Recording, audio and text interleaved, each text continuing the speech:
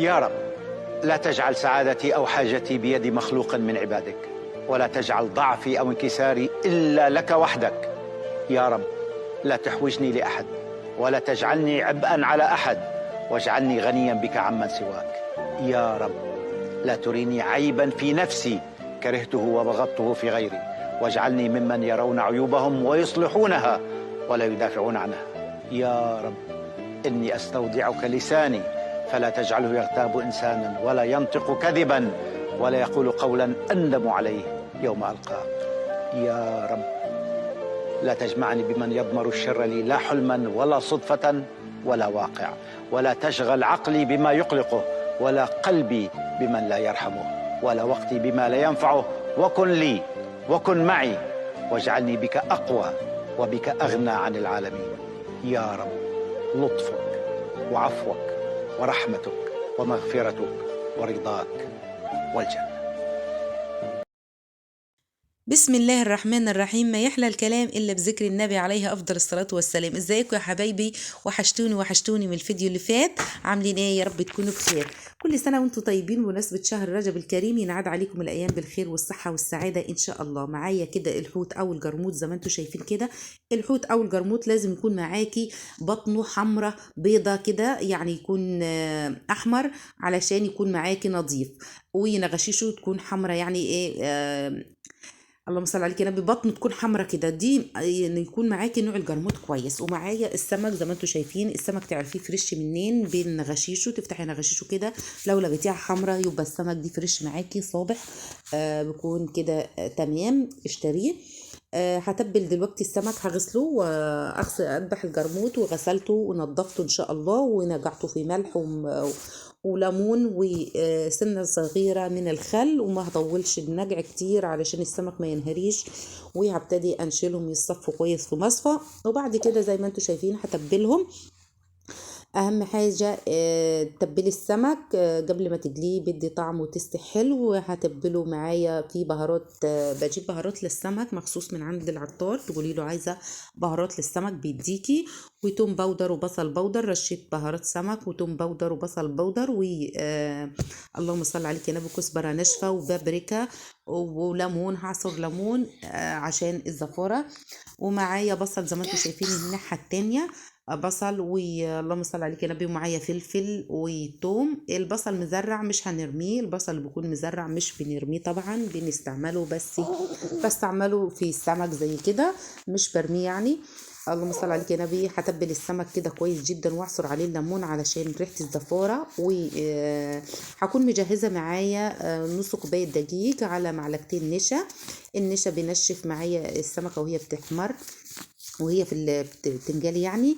هتبل كل السمك كده واحطه في مصفى واسيبه على جنب. وبعد كده هولع البوتاجاز وهنبتدي نجلي كده مع بعض. اهم حاجه وانت بتجلي السمك لازم يكون النار عاليه، علشان وانت بتحطي السمك كده تعمل تش زي ما انتم سامعين، علشان السمكه ما تنهرش معاكي.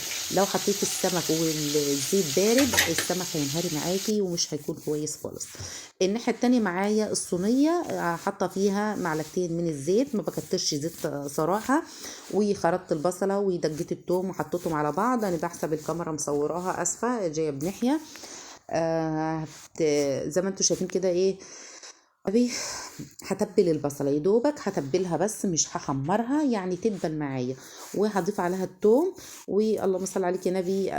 اللي هيتحمر من الناحيه دي هضيفه على الصينيه على طول، بدل ما اطلع السمك واحطه في طبق ولا في اي حاجه ونبهدل الدنيا، لا كله في وقت واحد. هبتدي اصفر البصله معايا الناحيه التانية، يا دوبك تدبل كده دبلت معايا. هفرم معايا شفشف طماطم زي ما انتم شايفين كده، وهكبه في الصينيه واسيبه يتسبك على ما ايه السمك يتحمر الناحيه التانية.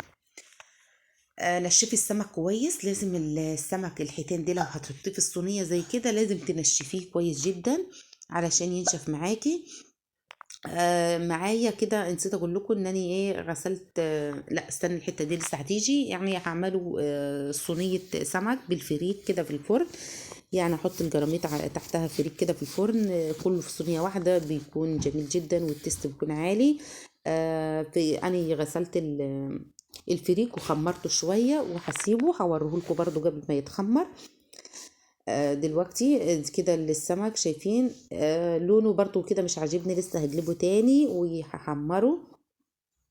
هنضيف الناحية التانية التوابل على الصلصة. هضيف برضو توم باودر وبصل باودر، وهضيف بهارات السمك، وهضيف الكزبرة الناشفة وعودين من الكزبرة الخضراء، واللهم صل عليك يا نبي، والفلفل. يعني هضيف كل التوابل. شايفين السمك انا حمرته ونشف معايا ازاي، والتخديع على السباكة كمان زي ما انتوا شايفين كده. اللهم صل عليك يا نبي. غسلت الفريك وهضيفه، اديني كده بضيف الفريك غسلته، هضيفه كده في الصينيه ياخد له غلوتين كده قبل ما اضيف السمك. وبعد كده هضيف السمك عليه.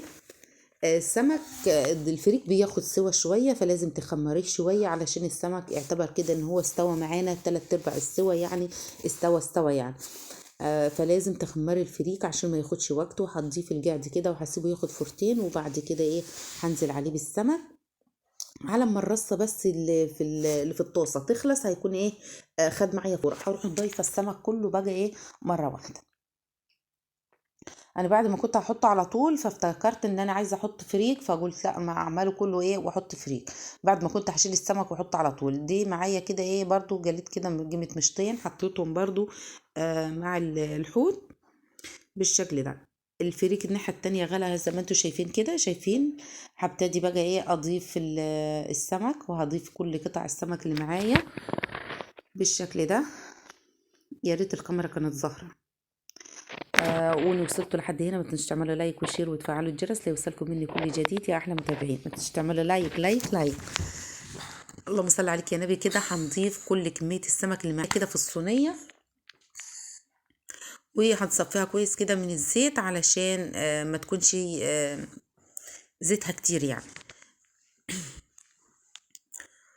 اللهم صل عليك يا نبي. كده الصينيه معايا ما شاء الله شايفين بتغلي. هسيبها تاخد غلوتين 3 كده على الفرن. عايزاه على البوتاجاز، عايزاها تنشف على البوتاجاز من فوق، وبعد كده تدخليها الفرن براحتك.